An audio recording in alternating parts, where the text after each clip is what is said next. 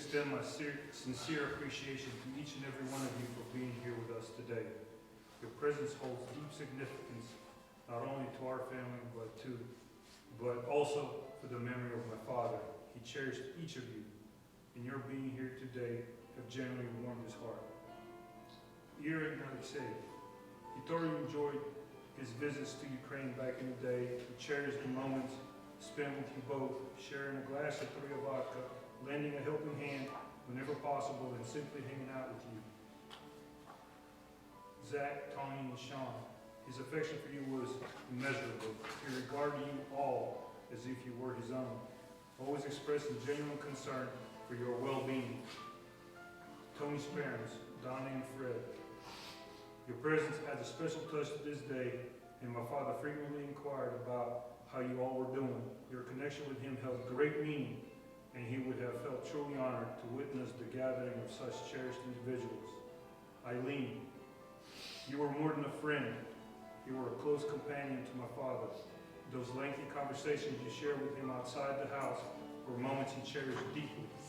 Your friendship brought immense joy to his life, and we are grateful for the bond you shared.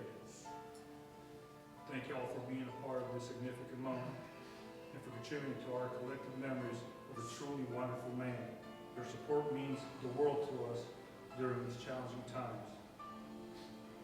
Family and friends, today we gather under the weight of profound grief and disbelief to celebrate the extraordinary life of our beloved father, Andrei Senchkov, who departed this world unexpectedly on January 1st, 2024. Born on September 30th, 1952, he lived a life defined by courage, sacrifice, and enduring love that will resonate in our hearts forever. Our father embodied the very essence of strength. In 1993, he, alongside my mother, took a leap of faith, leaving behind the familiar to carve out a new life for our family in America. Armed with determination and resilience, he confronted the challenges of a new land and language, working tirelessly for a meager income of $4.40. Despite financial constraints, my father spared no effort to ensure my brother and I had everything we wanted, often sacrificing his own needs and tirelessly working to make ends meet. His deep-rooted pride in being an American resonated profoundly, and he held an unwavering appreciation for everything this country had to offer. This sense of patriotism extended seamlessly to my brother and I, serving in the military for a combined total of over 40 years to this great nation that he truly loved. The joy he derived from our service was immeasurable, and he seized every opportunity to share his pride with others, never missing a chance to boast about it. Visiting us on various military bases became a cherished ritual for him, an experience he truly reveled in. Each time, he would empathetically declare the base as a safe haven, a sentiment reflecting his genuine belief that nothing bad could happen within its confines. To commemorate these special moments, he made a tradition to collect refrigerator magnets or souvenirs from each base, creating a tangible and heartfelt connection to those cherished memories for the future. His love knew no bounds, extending beyond our immediate family to encompass all living things, a true animal lover. My father's compassion embraced every creature, with a special place in his heart reserved for his loyal companion and his best friend Jack. Together they shared countless moments of companionship and comfort.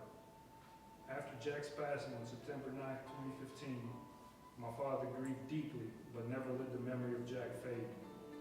He spoke of him regularly, wore shirts of Jack's image, and not a single morning passed without a heartfelt good morning to his beloved canine friend. My father's profound intellectual curiosity and unwavering passion for knowledge radiated through his cherished pastimes. Seeking solace within the boundless pages of books, he delved into the intricate parts of history and the vast wonders of astronomy. His limitless thirst for understanding and genuine appreciation for the lessons embedded in the chronicles of time and the celestial realms were not mere personal pursuits. They were a source of enrichment that touched not only his own life, but also left an indelible mark on the lives of those fortunate enough to share in his intellectual journey. My father was a living embodiment of love and selflessness. Despite facing numerous hardships, he rarely showed vulnerability. Even in the face of physical pain in his last years, my father bore his burden with grace, never uttering a complaint. His selflessness and enduring commitment to providing the best for our family will forever be etched in our memories. As we say our final goodbyes to our beloved father, let's shoulder the responsibility of upholding his remarkable legacy. His strength, resilience, and limitless love will remain a beacon, guiding us through life's challenges and encouraging us to face them with the same courage and determination exemplified. Life is short, a truth driven home by this unexpected loss. Let us remember to cherish each moment, express our love openly, and honor those who have shaped our lives. My father's memory will live on in the stories we share and the love we continue to give. Rest in peace, dear Father. You will be missed, but your spirit will forever endure in our hearts.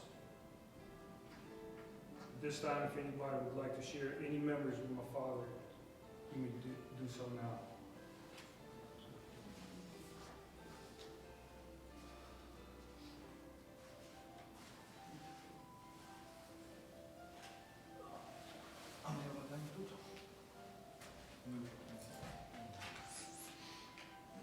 Anybody want to go first?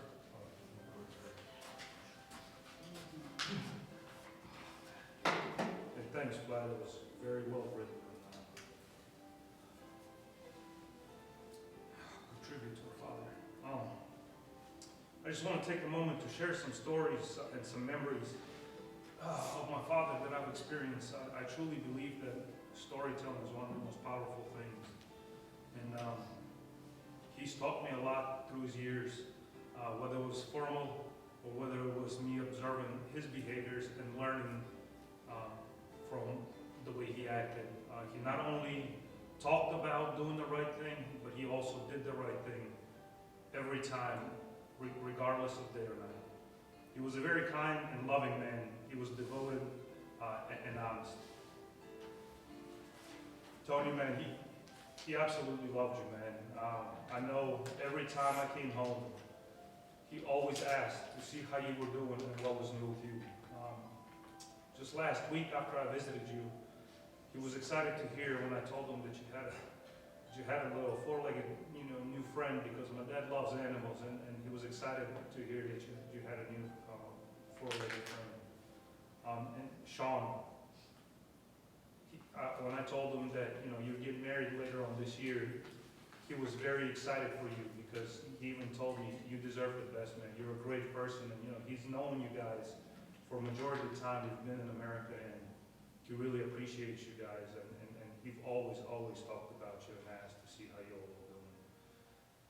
He was the type of man that cared more about other people, more so than of himself. He would sacrifice his own health and even life if it had to be in order to provide for my brother and I, and my mom as well too. He lived by a lot of values. He had a lot of values that he was brought up with, that I got to learn through the time as I've grown older with him. So I kind of like to share some of those things, some of those values, and some of those stories that kind of best define him. Even though I got a lot of those, I just like to share a few. One of the values he shared, or not shared, one of the values that he held close, he never pushed that on anybody, never really talked about it, but he was a clean-shaven man. I know Vlad talked briefly that in his speech, but in 43 years that I've been alive, I've never seen him with a 5 o'clock shadow. He has shaved every single day, 7 days a week. Even though he was not required, he did that. And I'll tell you what, he thought that a clean-shaven person was a professional person, was a person that meant something. Now, being in the military, I know you know this, Williams, we gotta shave every single day. And I'll tell you, those weekends or the time on vacation, every time I take it, intentionally do not shave because it gives me a break. I know it's a tedious thing, it's a minor thing, but it's something that I don't do because I don't have to. And he didn't have to, and he did it every day. And I'll tell you, last week, I was home for the last 2 weeks. And every day, and those of you that seen me last week, I had a beard growing because I just didn't shave. And every day, every morning that he seen me, he would ask me, "Ты не хочешь побриться? Do you want to shave?" And you know, and I would tell him every morning. I would tell him, I was like, "I'll shave when I get home," you know. And finally shaved that. I wanted you to see me how you would expect me. I love you, man.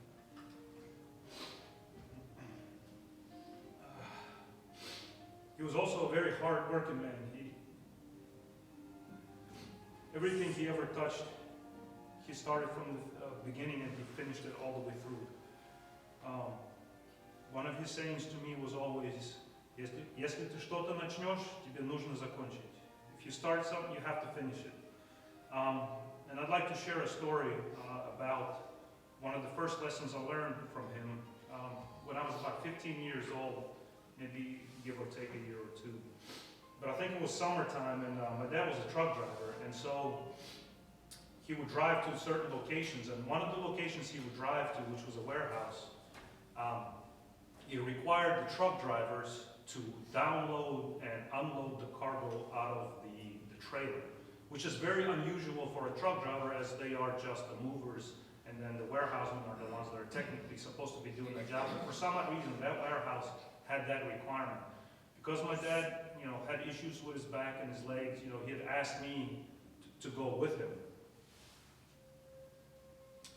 Because truck driving business doesn't have a bring your kid to school day, he picked me up down the street by mom's work at the Sam's Club, and we went, started driving to this warehouse. I think it took us about 4 hours to get there or so. But on the way, he told me what this would encompass, the job would encompass, and it would require us to, if you've ever seen what the back of the tractor trailer looks like, basically it's a wooden skid with cargo that's piled on top and it's shrink wrapped, and sometimes that cargo is higher than you can reach. And it would require us to remove one at a time, break down that skid, and then sort alike items together onto different skids, which was maybe not a hard task, but after 40 feet of wooden skids, it was a long task, which required a lot of lifting, bending over, and my father being 6'2" and pretty big man with a bad back and knees, it required a lot of physical work. So as we were driving there, I was thinking to myself, how hard could it be? I'm playing soccer, I'm very active in sports, basketball, we always play basketball. I was like, this should be easy. We'll get this done, no problem. I'll show my dad, So we get there, the first time I seen what the back of the 40-foot trailer looks like, I couldn't even see the end. It was so much cargo, it was unbelievable to me. And we started doing this, and a couple hours go by, we take no breaks, and I'm like, how is he not taking any breaks? He was drinking like water, but that was about it. And how is this man that has a lot of physical, constraints is continuously just moving along, moving his feet, And at some point, he seen that I was exhausted, and he told me, hey, just go to the cab, relax, eat some food. Mom made a sandwich and a banana, and whenever you're ready, just come back out. So I went over there because I was completely exhausted. I was eating a banana. I remember sitting there and thinking, I was like, how is he working with his back? And here I am, 3 times younger, and I can't. I'm not even mentally capable of continuing to doing this. So I thought to myself, if I keep sitting here, he's going to do the whole thing, and now I don't have to do it. Well, an hour or so went by. I went back, and I helped Dad finish out the load. And then as we were driving back, I fell asleep, and I slept, and my dad just kept on getting it. And the whole time, he never stopped. He never took a break. He continues to work. And I'll tell you, that was the first lesson that I learned. My father never knew the word quit and what it meant. He was a hard worker, and whatever he started, he finished.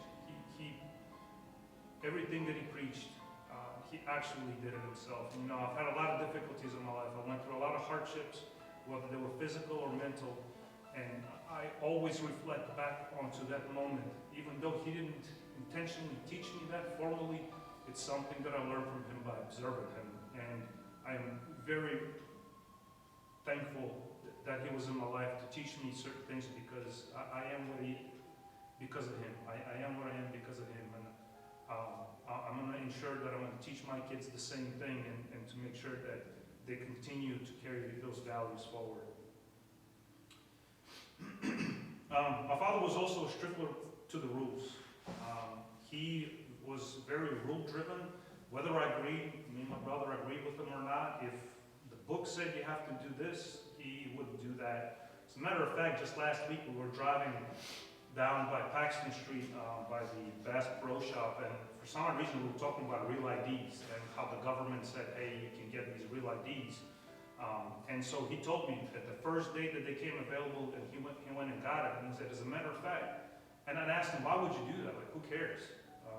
You don't really need it. And what he told me was that if the government came out with another ID and said it will be available tomorrow, he told me that he will be in line tomorrow and he will get it tomorrow. He was just driven by the rules, and he stuck to those rules, whether right, wrong, or indifferent. He really believed in rules. So he followed the rules to the T when it came to him, but he would 100% break those rules when it came to me and my brother, to ensure that we would get the best of whatever it is that we needed. Last week, my wife, Alona, my kids, Nikita and Dmitry, we went to Philadelphia to the Franklin Institute. I don't know if you've ever been there. It's a really cool museum. My kids absolutely loved it. My kids love museums, and they were very excited to get there. So as we pull into the Franklin Museum, there's a parking garage. And when you pull in on the ground level, there are stories above the chicken park or the stories below the chicken park. Well, everything above was closed. So the only way you could go was basically down like 3 or 4 flights of parking garage. And there was a line of cars, about 3 cars or so in front of me. And I'm not even kidding when I say there was not a single spot open in that parking garage. So as we came down, and then as we made our way up, it took us about 20 to 30 minutes. And with a 5 and a 7-year-old, we're excited to get into the museum. The last thing they want to do is sit in the parking garage and look for a parking space. So they were going crazy. It was raining outside. I was not trying to walk with my kids outside, as they're not the biggest fans of rain. They don't live in Portland or England, but they wanted to go. So as I was making my way out, right before I reached the exit, there was a handicap parking spot open. Now my father has handicap privileges for parking, and so I parked without even thinking twice about it. I parked in that handicap parking spot, and I went with my kids to the museum. As we were driving home, I was thinking of how I was going to tell my dad, because I knew he would appreciate what I did. Even though he was strictly by the rules for himself, he would definitely appreciate that I took advantage of something that he had to make my life a little bit easier.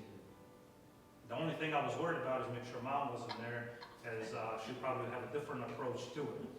So as we got home, my dad was washing some fruit, whatever it is, in the sink, and I came up to him and I told him what I did, and without looking back, without hesitation, he said, "Pravi ne zdjelo, ono dete vi jest."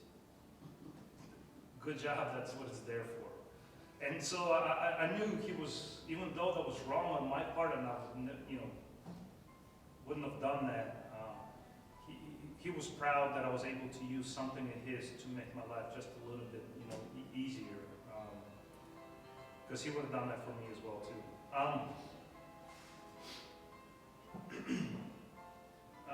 I know Vlad talked about that he was, he loved us a lot, and that he would have done anything for us. One of the stories that always stuck with me, and as I got older, I kind of learned, not learned, but as I got wiser, I understood where he was coming from. But when we turned 16, we got our driver's licenses, and you guys know where we live, on that street. And so at the time, we would come from school, and then my dad would come home late because he was a truck driver, so he would always block us in the driveway. And so when we had to go somewhere, what he would do is he would get in his car, he would pull out onto the street and wait for us to exit out. He would keep the car running, he would wait for us to exit out, and then until we pulled up to the intersection, he would turn the car off and then get out of the car without pulling back into the driveway. And so one day I asked him, I was like, why do you do this? Why would you sit in the car until I make it to the intersection, then without pulling back into the driveway, you would just leave the car on the road and then get out after I make it to the driveway? And this is what he said. He said, because if somebody's going down that street and it looks like they're going to hit you, I'm going to pull out and block them. And so to me, I was like, that's the most absurd thing I've heard. I was like, who would do that? And I was young, but as I got older, and now that I have kids, I knew exactly where my father was coming from. He would honestly sacrifice his life in order for us to have a better future. And I'm very appreciative of everything that my father has done for us. He was a huge patriot of America. You know, as an immigrant, I've been in the Air Force for 24 years. I have never met another person that's been more patriotic to this country than my father. I mean, you can see the picture, you can see his shirt. That was one of his favorite shirts that he always wore on special occasions. This is the picture we had done in Charleston, South Carolina when he came to visit us last year. Vlad's family was there. We took some family photos. But he reserved this shirt for special occasions. As a matter of fact, a lot of his special occasions outfits had an American something on it. He was truly dedicated man to America. Coming from another side of the world, coming from a different views of the country, he knew what that was like, and he was very, very passionate about America. I really wanted him to be at my retirement in the coming years. I know Vlad is getting ready to retire, and I know he wanted him to be at his retirement because he was so proud of us for serving the country for so long. As a matter of fact, he wanted us to be done with the military a long time ago, but we continue to serve. And unfortunately, yes, he will not be at either one of our funerals. I just want to share my appreciation for everything that he's done for us at this point as I say goodbye to him for the last time. And as one of the things in Vlad's speech that he said that life is short and that, cherish your loved ones. I've heard that over the years from many, many people. My wife's late father passed away, and, I've heard this over and over. And even though I thought I knew what that meant, you really don't know until it happens. No matter how many times you hear it, you think you're doing everything with your loved ones or cherishing your loved ones, you really don't know until it happens. So please take the time to be with your family and truly cherish the time that you guys spend with each other. I know my father really enjoyed spending the time with us, even though we've seldomly seen him throughout these years, as I was stationed overseas for over 10 years and then being in different locations. It was hard for me to see him.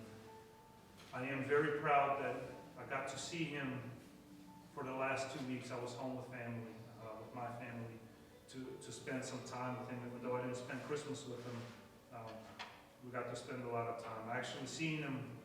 He took me to the airport the day that the accident happened, and I am truly happy that my kids, his grandkids that he truly loved, as he did Vlad's kids as well too, got to spend some time with them as his last days. I will keep his memory alive. I will always remind my kids, and most importantly, I will always ensure that my kids know that same values that my dad grew up with, and to be a good person in this world and a loving person, because this is all we got, right? We need to be good human beings to each other. I really appreciate you guys' time. Thanks.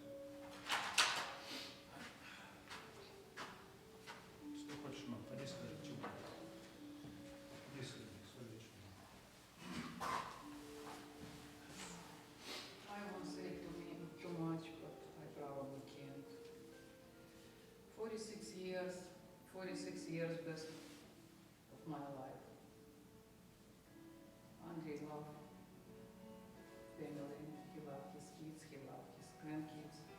He always lived for us, he never lived for himself. Even on last moment when it's happened, he was thinking about me. He asked me why I'm crying. He even can't talk, but he asked me why I'm crying. So he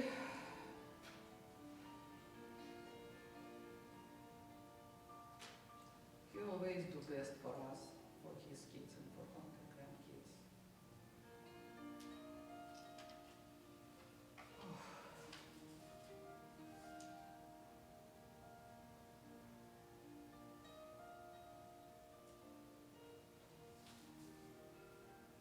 I don't know what to say, I don't know how I should live without him.